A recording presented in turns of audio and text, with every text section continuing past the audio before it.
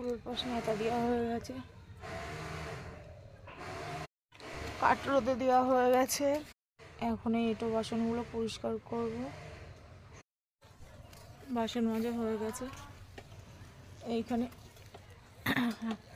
কাঠের জাল তো, তাই জন্য হাঁড়িটা এমনভাবে নেউন দিয়ে রাখি যাতে কালিটা কম পড়ে, মাজতেও সুবিধা হয়। এখন এই জামা কাপড়গুলো পরিষ্কার করব, তারপরে ভাত রান্না করব। কাজের কোনো শেষ নেই। আজকে ভীষণ শরীরটা খারাপ, পেটে ব্যথা করছে কালকে রাতের থেকে, কোনো কাজ করতেও ভালো লাগছে না। মনে হচ্ছে কেউ যদি একটু রান্না করে দিত ভালো হতো। ওইখানটায় ভাত বসিয়ে দিচ্ছি, ভাত হচ্ছে। এইখানটায় সব কিছু কেটে কুটে এর মধ্যে ঢাকা দিয়েছি। ভাতটা যারে হবে তার একটা কাঁথা কাচার আছে, ভিজিয়ে রেখে দিয়েছি, ওটা কেচে দেবো। এইভাবেই চলছে। টিউমারেরও জায়গাটা ভীষণ ব্যথা হয়, তার মধ্যে ঝাঁটা নেই, ছোট ঝাঁটা, এরকমভাবে চেপে চেপে ঝাঁট দিয়েছি, ভীষণ ব্যথা।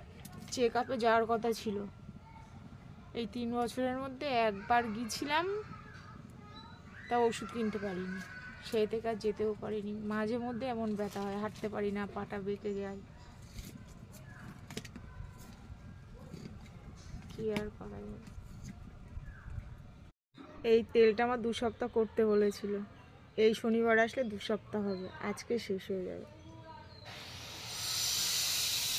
হাত যারে হতে থাকে তারে এটা আমার পরিষ্কার করা হয়ে যাবে। পরিষ্কার করা হয়ে গেছে, এইখানে থাক। তার ওই জলগুলো সবার প্রথমে সোয়াবিনটাকে আমি ঠান্ডা জলে ভিজিয়ে রেখেছিলাম, আমি সিদ্ধ করি না, 2-3 বার ধুয়ে নিয়েছি। নেওয়ার পরে এরকম জলটাকে নিংড়িয়ে নিতে হবে। আপনারা চাইলে গরম জলেও সিদ্ধ করে নিতে পারেন।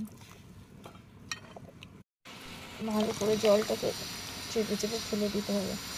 এবার বটিতে ছোট ছোট করে কেটে নেব সয়াবিনগুলো। সয়াবিনের আলু কাটা আছে।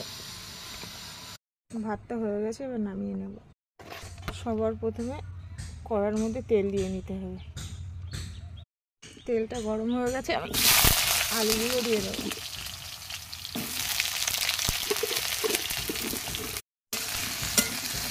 আলুগুলো প্রথমে ফার্স্টে আলুগুলো ভেজে নেব, এর মধ্যে একটু লবণ হলুদ দিয়ে দেবো।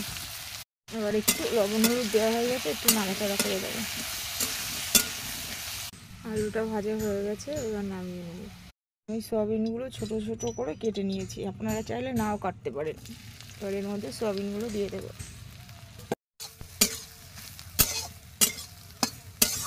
এবার এর মধ্যে সামান্য একটু পরিমাণ লবণ আর হলুদ দিয়ে ভাজা ভাজা করে নেব।